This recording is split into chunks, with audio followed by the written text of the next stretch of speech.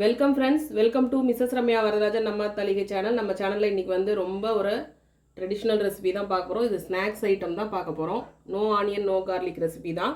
நம்ம வந்து விரத நாட்கள்லையும் செஞ்சு பார்க்கலாம். அடமாவு பக்குவமும் இது தான். ஸோ நீங்களும் செஞ்சு பாருங்கள். இதுக்கு வந்து மோர் குழம்பு அவியலும் செஞ்சு நம்ம வந்து அடக்கி சாப்பிடுவோம். மோர் குழம்பும் நல்லாயிருக்கும். ஸோ செஞ்சு பாருங்கள்.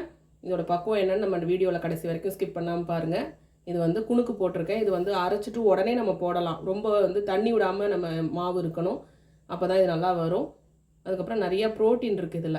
அதனால் நம்ம வந்து அரிசி அளவுக்கு நம்மளுக்கு வந்து அரிசியை விடவே நம்மளுக்கு வந்து பருப்பு தான் ஜாஸ்திங்கிறதுனால நம்மளுக்கு வந்து நல்ல ஒரு ஹெல்த்தியான உணவு. 1-2 சாப்பிட்டாலே நம்மளுக்கு வயிறு ரொம்பிடும் அடை.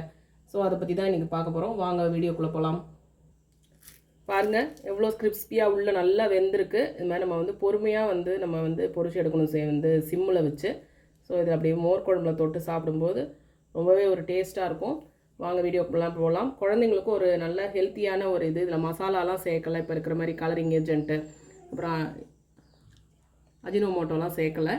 ஸோ வாங்க செஞ்சு பார்க்கலாம். குணுக்கு செய்கிறதுக்கு தேவையான பொருட்கள் என்னென்னு பார்த்துக்கலாம். இது வந்து நான் வரமிளகா வந்து ஒரு 7-8 எடுத்து வச்சுருக்கேன். நான் ஒரு 10 கிட்ட எடுத்துக்கோங்க உங்கள் காரத்தை பொறுத்து. அடுத்து இந்த டம்ளரால் நான் எல்லாமே அளந்திருக்கேன். இந்த டம்ளரால் 2 டம்ளர் புழுங்கரிசி, இட்லி அரிசின்னு சொல்லுவோம் இல்லையா, அது. அடுத்து கடலைப்பருப்பு வந்து ஒரு 3/4 டம்ளர், துவரம்பருப்பும் ஒரே 3/4 டம்ளர், அப்புறம் உளுத்தம்பருப்பு 1/2 டம்ளர் போட்டுக்கோங்க. எல்லாம் ஒன்றா சேர்த்து ஊற வச்சுருங்க. மிளகாயும் போட்டு ஒரு 2-3 மணி நேரம் ஊற வைக்கலாம். நீங்கள் ஊற வச்சுட்டு இந்த மாதிரி அரைச்சி எடுத்துக்கோங்க. இதோட இன்னும் கொஞ்சம் குவான்டிட்டி இருந்தது, நான் இன்றைக்கி போடும்போது காட்டுவோன்ட்டு. கருவேப்பிலை சேர்த்துக்கலாம். அடுத்து பெருங்காயம் போட போகிறோம். உப்பு வந்து நம்ம சேர்க்க போகிறோம். உப்பு நான் ஆல்ரெடி சேர்த்ததுனால அதை காமிக்கிறேன். உப்பு, மிளகாய், பெருங்காயம், துவரம்பருப்பு, கடலைப்பருப்பு, உளுத்தம்பருப்பு, இட்லி அரிசி, இதுதான் இதோட ரேஷியோ. இது எல்லாத்தையும் ஊற வச்சு அரைச்சிட்டு நீங்கள் கட்டி பெருங்காயமாக இருந்தால் அரைக்கும் போது சேர்த்துக்கலாம். இல்லைன்னா பவுடராக இருந்தால் இதுமாதிரி சேர்த்துக்கலாம். அடைக்கும் இதுதான் பக்குவோம். ஸோ வந்து எண்ணெய் காஞ்சிட்ருக்கு. நம்ம வந்து இப்போ பொரிக்க போகிறோம். கொஞ்சம் குறைன்னு அரைச்சிக்கோங்க.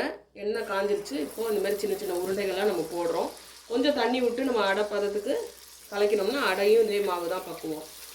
அடுத்து இதில் என்ன அப்படின்னா நம்ம முட்டைக்கோசு, அதுக்கப்புறம் முருங்கைக்கீரை, வாழைப்பூ இந்த மாதிரி கூட நம்ம அடையில் போட்டுக்கலாம். நான் வந்து இன்றைக்கி குணுக்கு தான் போடுறேன். ஏதாவது கெஸ்ட்டு வராங்க அப்படின்னா நம்மளுக்கு வெங்காயம் பூண்டெல்லாம் இல்லாமல் ஒரு ரெசிபி செய்யணுன்னா இந்த மாதிரி நீங்கள் ஸ்நாக்ஸ் செய்யலாம். இது நல்லா வேகட்டும். சிம்மில் வச்சு பண்ணிங்கன்னா நல்லா மொறுன்னு 2 பக்கமும் கிறிஸ்பியாக வரும்.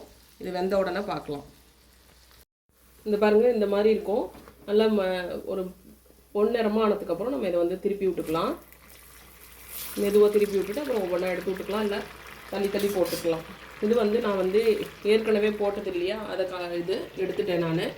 ஸோ இவ்வளோ தான் இன்றைக்கி குணுக்கு செஞ்சுருக்கோம். இது ரொம்ப ஈஸியான இன்க்ரீடியன்ஸு. ஒரு ஈவினிங் டைம் ஸ்நாக்ஸாகவும் சாப்பிட்லாம். நம்ம ஏதாவது விரத நாட்கள்லையும் இந்த மாதிரி நம்ம வந்து செஞ்சு சாப்பிட்லாம். ட்ராவலுக்கும் எடுத்துகிட்டு போகலாம். ஸோ நம்ம வந்து நெக்ஸ்ட் வீடியோவில் சந்திக்கலாம். தேங்க்யூ ஃபார் வாட்சிங்.